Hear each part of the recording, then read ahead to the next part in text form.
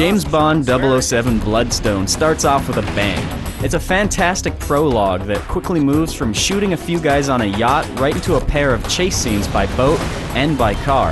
In fact, it might be a little too memorable, because the next few levels pale in comparison. And that's one of the biggest flaws with Bloodstone. Once the opening credits have rolled, the game gets off to a really slow start. This is an action game that's at its best when the adrenaline levels are high and you're playing a one-man wrecking ball.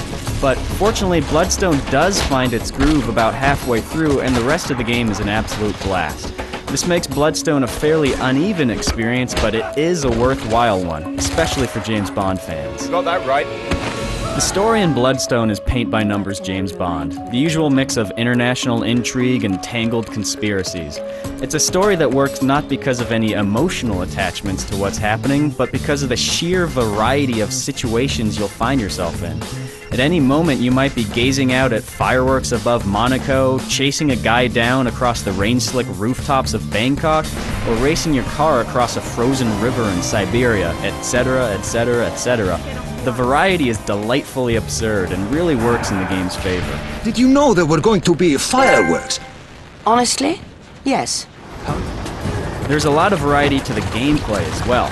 Bloodstone is simultaneously a third-person shooter with a heavy reliance on cover, a stealth game that values melee takedowns over firefights, a racing game with explosive tracks, and a gadget-driven espionage simulator. The gadget stuff is the only real weak link, but it's kind of a throwaway anyways. Scanning and hacking objects with your cell phone is tedious, but it's also dead simple, and you never really get annoyed with it. It's just sort of filler. But not an unpleasant surprise. That said, most of your time is spent in on-foot combat situations. As a third-person shooter, Bloodstone is perfectly solid. The cover works well, the guns have a nice kick to them. It's a perfectly adequate, if slightly unspectacular third-person shooter. Fortunately, Bloodstone is also a game with really slick melee combat, and it encourages you to use it frequently as a complement to just shooting everyone. There's a mechanic in there that works really similarly to Splinter Cell, Conviction's Mark and Execute. What you do is you pull off a melee takedown on a guy and you earn a focus kill, which is basically an instant headshot with your gun. What this does is allow you to really quickly chain headshots together to just tear your way through fight scenes. And that sense of momentum feels great. The game is definitely at its best when you're running up to dudes, judo chopping them in the throat, and then firing off a few headshots and just sort of looping it all together in one vicious cycle. Now, most of the later levels give you a really good sense of urgency to maintain a brisk pace in combat, like the chase scene where you're dashing across rooftops and taking care of anyone in your way.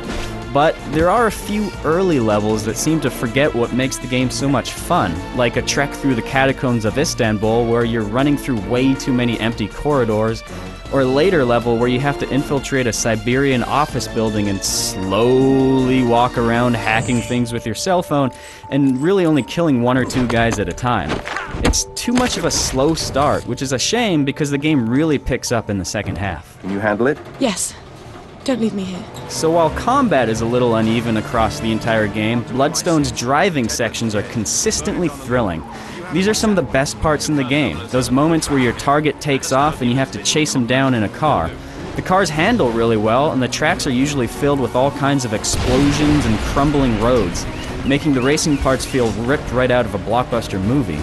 And that's probably not much of a surprise, considering that the developer, Bizarre Creations, is really well known for racing games like the Project Gotham series. If there's one flaw to the driving scenes, well, it's that there's just not enough of them because they're so much fun. This isn't all fun and games. Finally, there's also a multiplayer component to Bloodstone, which does add a little bit of value to the overall package, considering the story is only about 5 or 6 hours long. But, to be honest, it's nothing special and probably won't keep your attention for too long. And that's a shame because Bloodstone could be a pretty special game if it offered a more consistent experience across the board. But, as is, Bloodstone is still a quality action game and an entertaining James Bond experience as well. How did you know? Quite honestly, intuition.